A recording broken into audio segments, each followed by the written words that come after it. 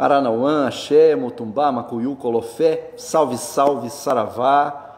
É com imensa satisfação que mais uma vez retornamos ao convívio pela internet com todas e todos e todos vocês, reafirmando o nosso compromisso enquanto sacerdotes e sacerdotisas ligados à Ordem Iniciática do Cruzeiro Divino, filhos e filhas espirituais de Mãe Maria Elise Rivas, né? Reafirmando esse nosso compromisso de combate à pandemia, de combate a esses efeitos nefastos que nós podemos observar durante esses vários e vários meses de afastamento, distanciamento social, de isolamento, né? E de agora, com essa flexibilização que tem nos custado algumas vidas, não é verdade? Bom, mas falamos aqui da cidade de Petrópolis, no estado do Rio de Janeiro, região serrana do estado do Rio de Janeiro, né? Onde agora há pouco tivemos um pico, ficamos sem luz durante vários e vários minutos, a cidade em vários bairros ficou sem energia elétrica, né? Um problema. E segundo a Enel, foi um problema na linha de transmissão de Furnas, né? Falta uma certa transparência nesse processo todo, né? Porque a gente paga uma fortuna de energia elétrica e a gente tem um serviço péssimo, assim também como a telefonia e outros serviços que foram privatizados, né?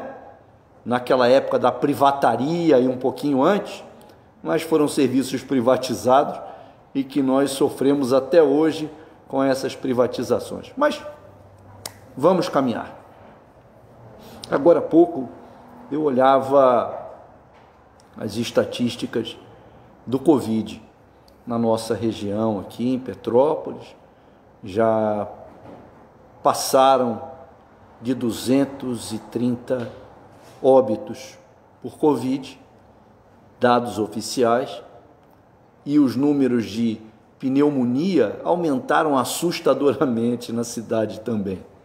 Só que as pessoas simplesmente não conseguem ainda definir se essa pneumonia é devida ao Covid ou não, mas vamos usar os dados oficiais, entre aspas, de 234 óbitos até a tarde, até o final da tarde de hoje, né? De qualquer maneira, é um número muito alto de óbitos por um vírus, é um número altíssimo, né? E a gente vê que o número de infectados e de óbitos no estado do Rio de Janeiro aumentou substancialmente do feriado de 7 de setembro para cá, e com toda a flexibilização que vem sendo feita. Eu não sei se vocês são a favor ou não dessa flexibilização, mas eu acho que as pessoas não estão preparadas para isso. Às vezes, no centro da cidade, nós vemos as pessoas usando com maior frequência a máscara, não 100% não. Mas nos bairros, eu acho que as pessoas imaginam que o vírus fica só no centro da cidade, que ele não vai para os bairros, só pode ser isso. Porque nos bairros ninguém usa máscara, isso é um absurdo. É um absurdo. As pessoas simplesmente ignoram todo e qualquer princípio de cuidado com a sua própria vida e com a vida do outro. Não existe amor próprio. Lembra que eu falava nas duas últimas lives, eu falei, ainda usei a frase que é uma frase bíblica, né? Que eles dizem que foi Jesus que falou, né? Espero que tenha sido, né? Amai ao próximo como a ti mesmo. A quantidade de ódio que tem no mundo, ninguém se ama também, né? Porque se a pessoa odeia o outro, é porque se odeia também. Ou esse princípio, essa, entre aspas, lei, ou pelo menos essa indicação de amar ao próximo como a ti mesmo, não está funcionando. Não é verdade? E acredito que isso tenha importância capital no que a gente está conversando aqui agora, né? Desse cuidado com o outro, desse cuidado consigo mesmo. Mas as pessoas estão cansadas de ficar dentro de casa. Desculpe. As pessoas estão cansadas de ficar dentro de casa, não estão mais aguentando o isolamento. Gente, isso é para todo mundo. Eu prefiro ficar isolado durante um tempo, mas na minha casa, do que ficar isolado há algum tempo num CTI e ficar isolado, entre aspas, de forma definitiva, porque eu sou reencarnacionista, então eu não acredito no final, né? Eu acredito que haja uma continuidade, mas eu não gostaria de ficar confinado dentro de uma esquife, dentro de um caixão. Vocês estão entendendo? O outro dia a gente questionava aqui com vocês sobre a questão, sobre a ideia de ter leitos de UTI e leitos clínicos livres, né? À disposição da população. Ô cacete, alguém de vocês aqui quer ocupar algum leito clínico ou quer ocupar algum leito de UTI? Alguém de vocês que me ouve quer ocupar?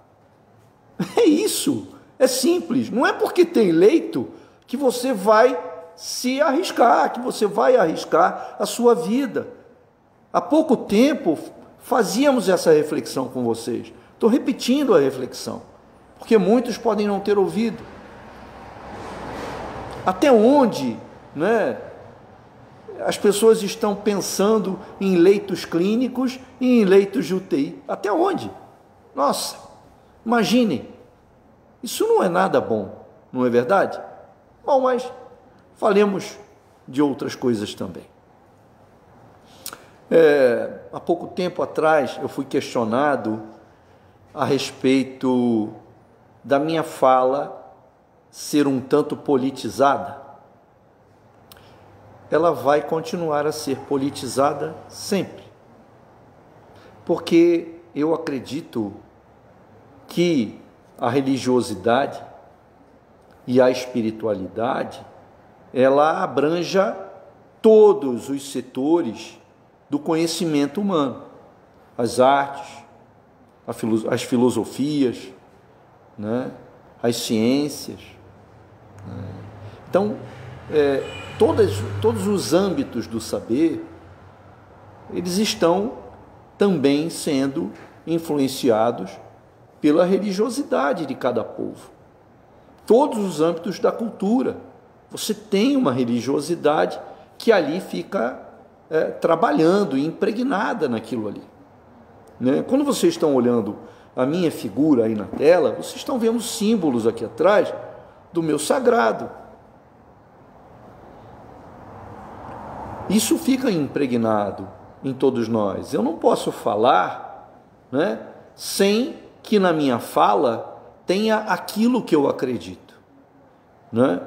Se vocês que hoje me ouvem e não são das religiões afro-brasileiras, são das religiões cristãs, né? Vocês têm no Cristo um exemplo basilar, um exemplo fundamental. Ele multiplicou e dividiu pão, peixe e vinho. Não é isso? Não é isso que conta a história bíblica? Não é isso que conta lá na Bíblia essa passagem da multiplicação e da divisão de pães, peixes e vinho? Então quer dizer que quando eu distribuo o alimento de forma equitativa, né, eu sou um bom samaritano, sou um bom cristão, né? Mas eu não posso distribuir as riquezas. Eu não posso distribuir de forma equitativa as riquezas. Elas devem ficar restritas às elites, é isso? É isso que vocês acreditam? Então, de que serve o ensinamento do Cristo? De nada, né? Nada, não serve para nada.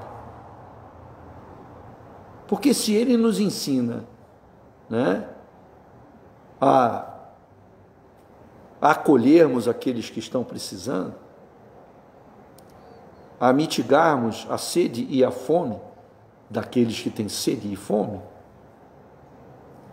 por que a gente fazer isso também no âmbito social é errado? Só vale para dentro, entre aspas, da igreja e não vale para a sociedade como um todo? É isso que vocês acreditam, é?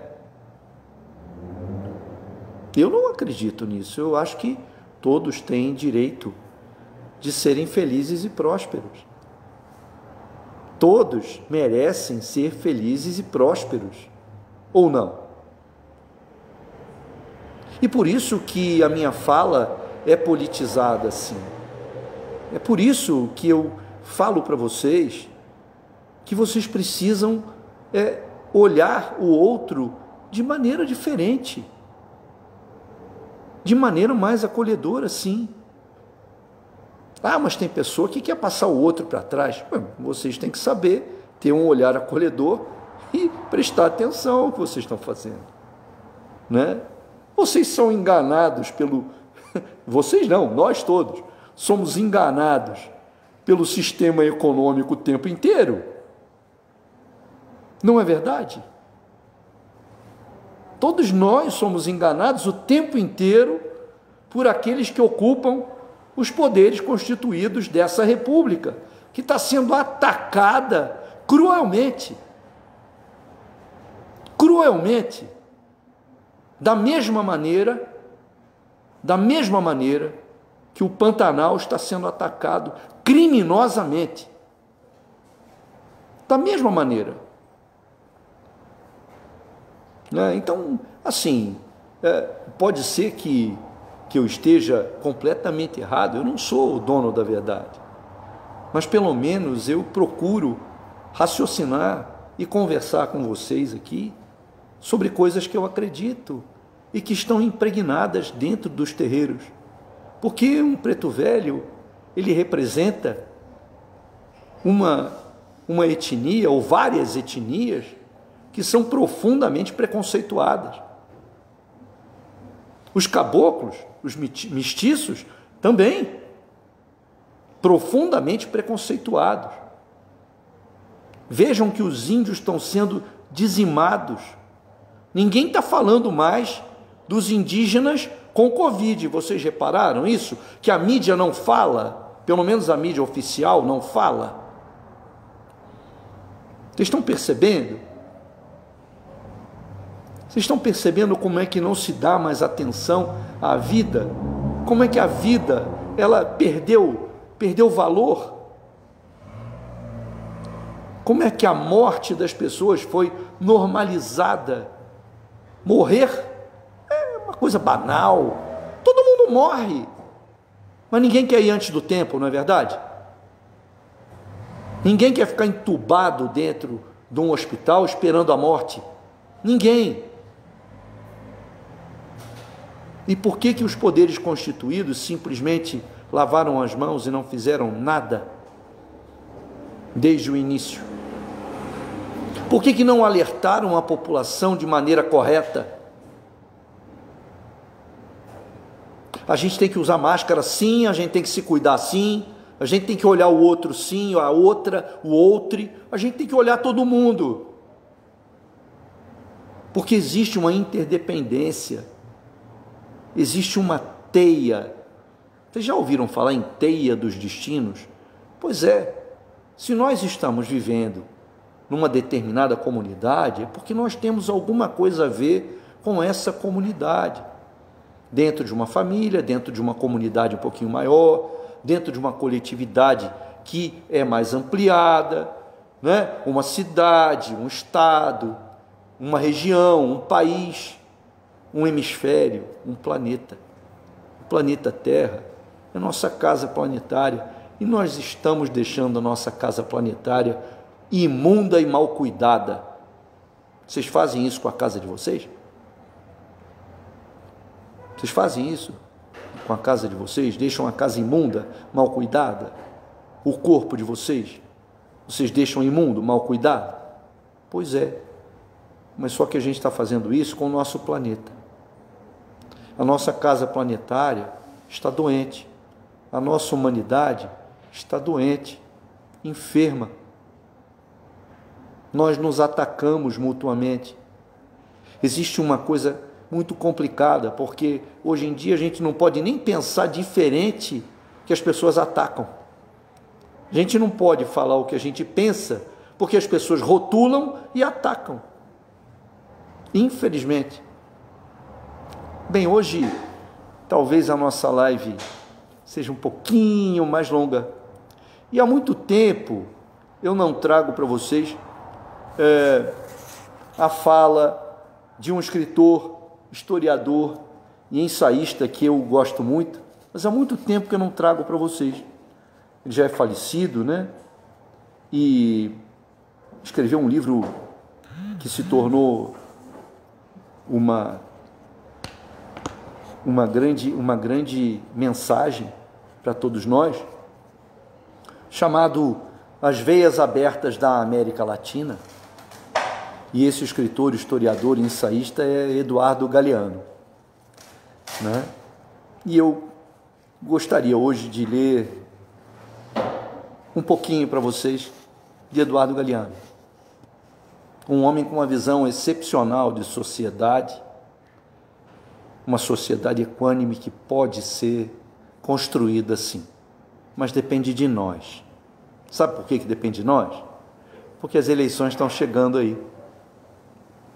E eu fiquei assustado com os candidatos e candidatas que estão pleiteando um cargo no Legislativo e no Executivo Municipal aqui em Petrópolis. Eu fiquei assustado. Nós vamos até promover aqui uma conversa com algumas pessoas que nos procuraram, candidatos e candidatas que nos procuraram, e nós vamos promover uma conversa, um bate-papo através do Zoom com alguns desses candidatos que nos procuraram, né? Se outros ainda quiserem procurar, por favor, estamos abertos ao bate-papo.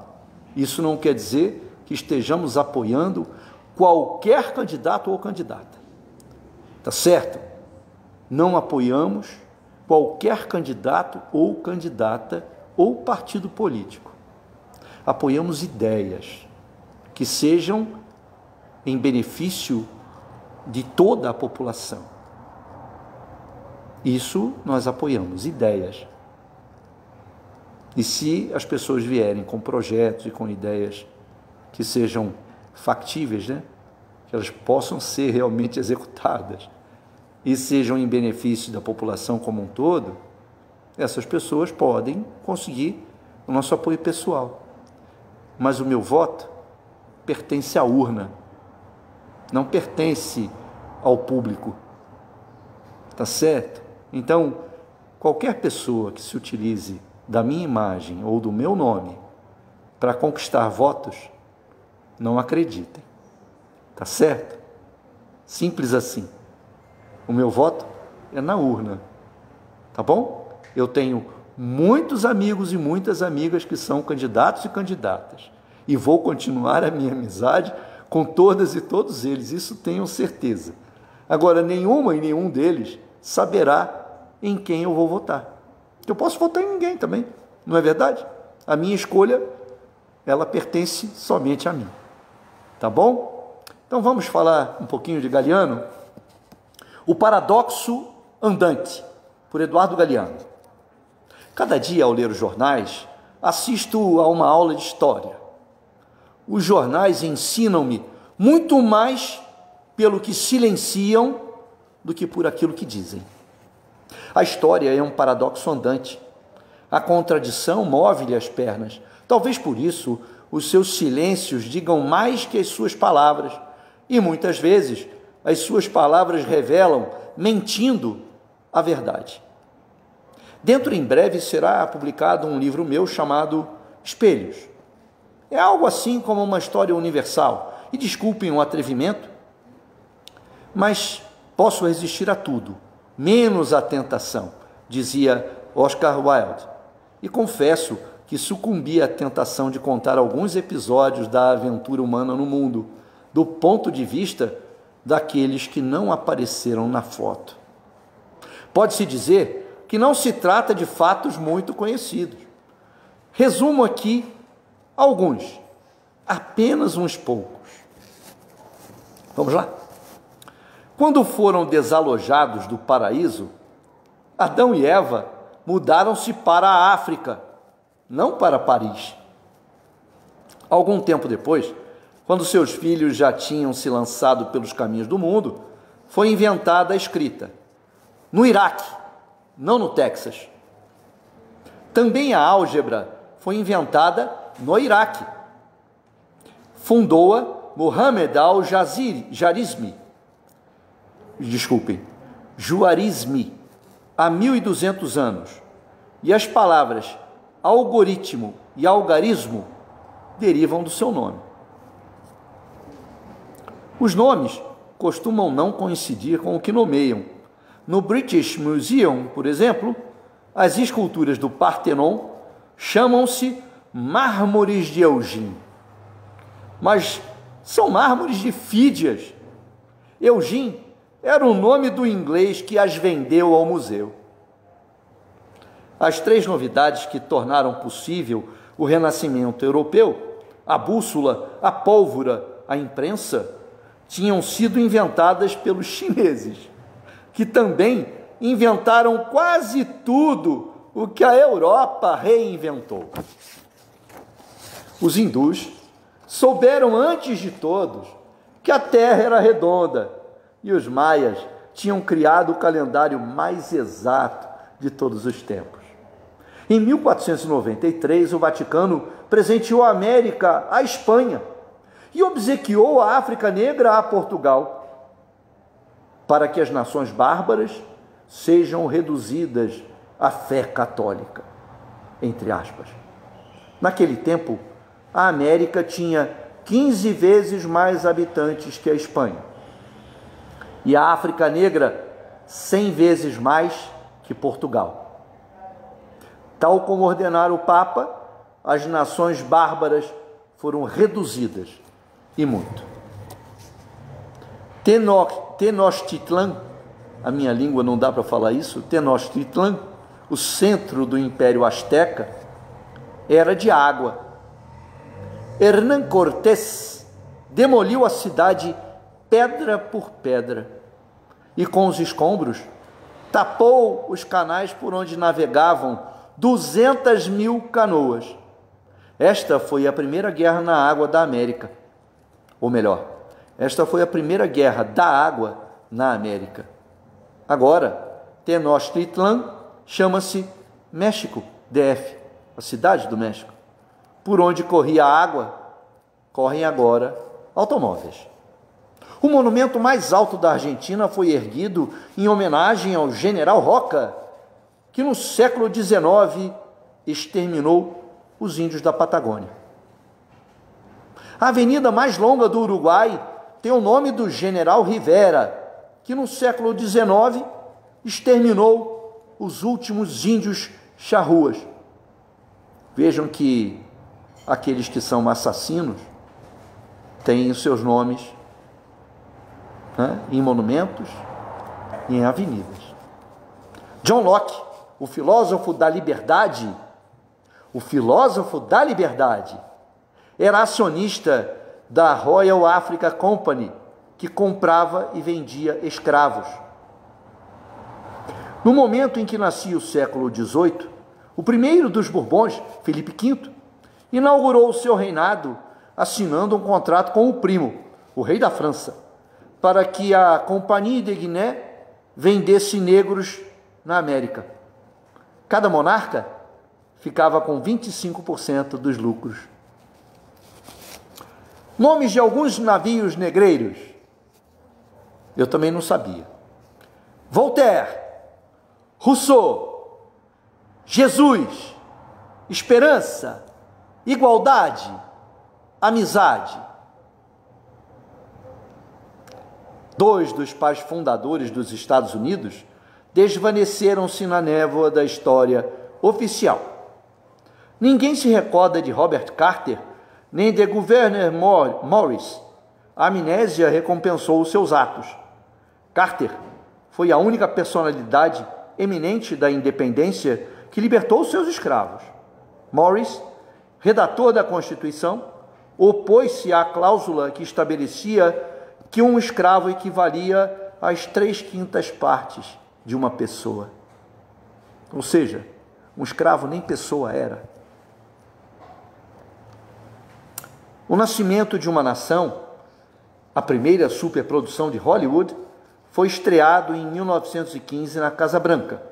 O presidente, Woodrow Wilson, aplaudiu-a de pé. Ele era o autor dos textos do filme. Um hino racista de louvor a Ku Klux Klan. Algumas datas. Desde o ano de 1234 e durante os 7 séculos seguintes, a Igreja Católica proibiu que as mulheres cantassem nos templos.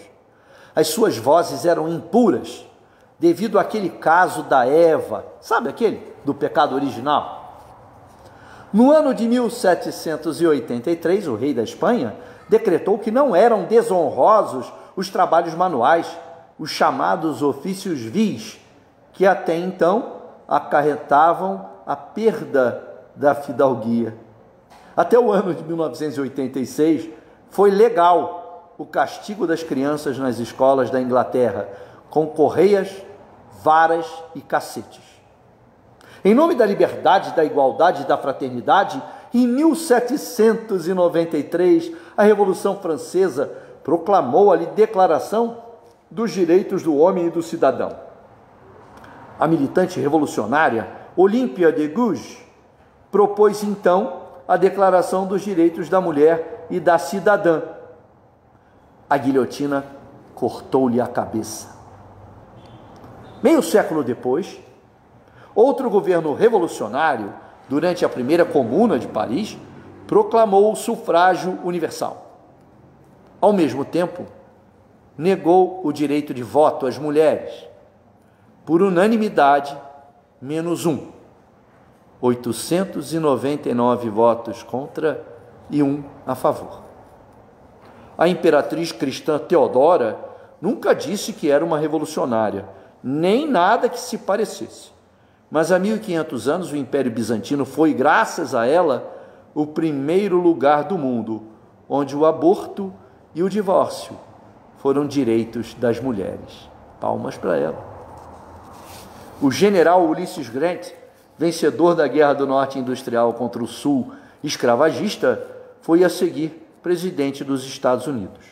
Em 1875, respondendo às pressões britânicas, ele respondeu: dentro de 200 anos, quando tivermos obtido o protecionismo, tudo que ele nos pode proporcionar, também nós adotaremos a liberdade de comércio.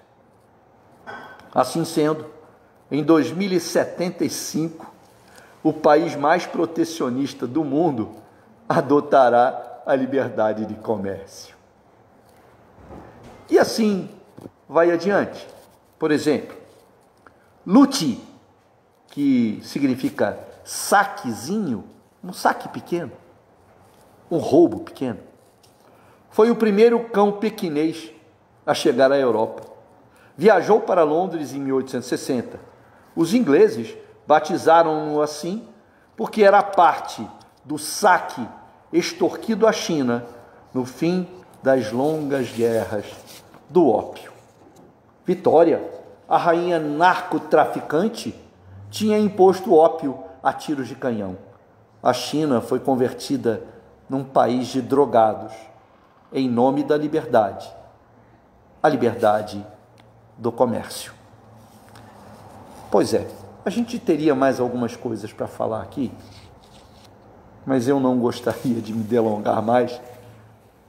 Sugiro o texto de Eduardo Galeano, O Paradoxo Andante, e sugiro também o livro As Veias Abertas da América Latina. para que nós possamos escolher melhor aqueles que nos representarão no legislativo e no executivo.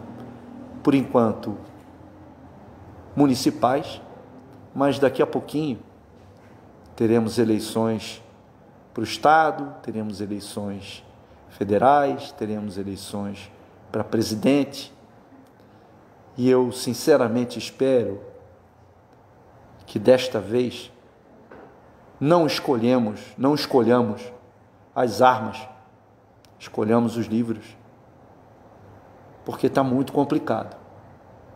O nosso país está em chamas, em todos os sentidos. Amargamos fome novamente, desemprego novamente, amargamos uma desvalorização absurda da nossa moeda, onde só ganham aqueles que exportam. O agronegócio aplaude enquanto aumenta o preço da nossa cesta básica. Eles vendem lá para fora com preço bem menor e um produto bem melhor, enquanto para nós as sobras são vendidas a preço de ouro.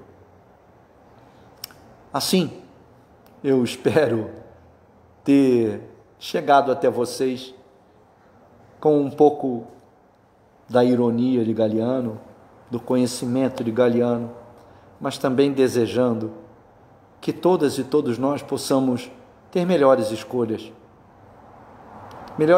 para a nossa vida, melhores escolhas para os nossos destinos, porque os nossos destinos são feitos das nossas escolhas. Que tenhamos, então, uma cabeça clara, lúcida, um coração tranquilo, sereno, e que possamos dialogar de maneira tranquila também, que possamos respeitar os pontos de vista, que possamos nos abrir ao diálogo enquanto uma grande terapia social. Precisamos muito, das artes, das ciências, das filosofias, das religiões, mas mais que isso, precisamos estar conectados com a espiritualidade de verdade. Então, que Oxalá, o poderoso Pai de todos os oris, possa nos valer.